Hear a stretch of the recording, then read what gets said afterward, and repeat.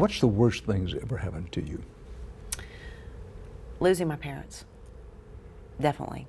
I'm a family person, and I know it's the natural order of things, but that was hard. We were really, really close, and I feel them with me everywhere. But that was tough. There are those people in your life.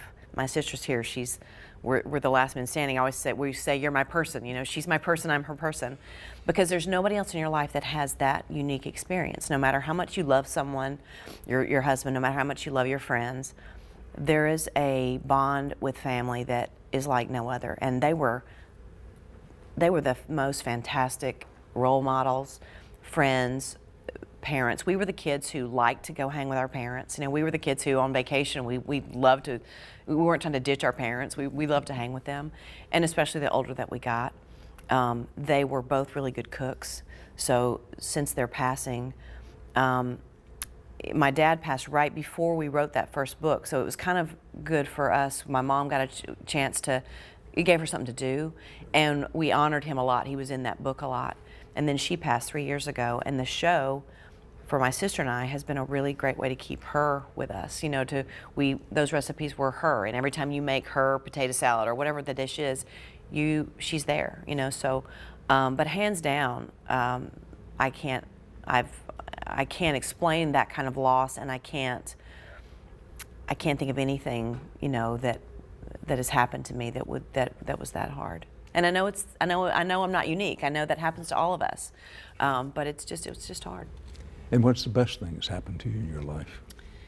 I would say Garth, really, because I thought I was happy before, but I think I settled a lot in my life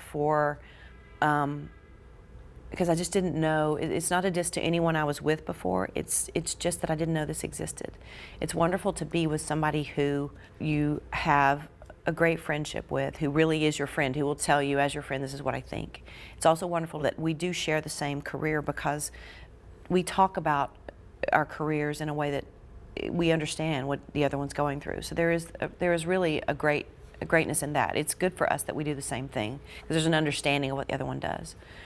And we're crazy about each other, you know? So I don't, you know, I hear people talk about how, you know, I really love it when my husband goes on the road because I get so, and I like my time. I love to sit with a book and read and have coffee, but I love that he's in the other room checking his email or whatever. I mean, it's like we enjoy each other's company. So it's truly made elevated everything in my life to a better place. I want to get back, you were kind enough to say what was the worst time in your life, worst thing that happened to you and the best thing. And what have you learned from the worst thing that happened to you and the best thing that's happened to you that you carry forward each day or each week in your life as you move forward? You know, I turned 50 in September. I think that the life lessons for me are that some of those are things that just happen as we age and life happens to us. You know, when you've been through something as profound as losing a parent or someone that you know is everything to you, it just makes you value everything more. I still stress over petty things sometimes, but I think more often I try to wake up and appreciate the day. And with the best thing that's happened to me is the same thing, is that life is short. You don't want to waste time spending it with anybody, friend or partner that doesn't make your life better. Life is too short, you know. Did you dread turning 50? Big thing for you? I didn't. I mean, I remember when I turned 40, all of my friends who turned 40 that year were like, how was 40? You know, and being married to Garth, he makes everything a party. Like, he's the party. He walks in the room and he's the party. So turning 40 was like this amazing birthday party when I was embarrassed to tell my friends how incredible it was because he made it that way. So I knew 50 was going to probably be insane, and it has been. It's continuing. I mean, I've been 50 for months now, and it's still happening. You know, we actually were in Atlanta, my home state of Georgia, when I turned on my birthday.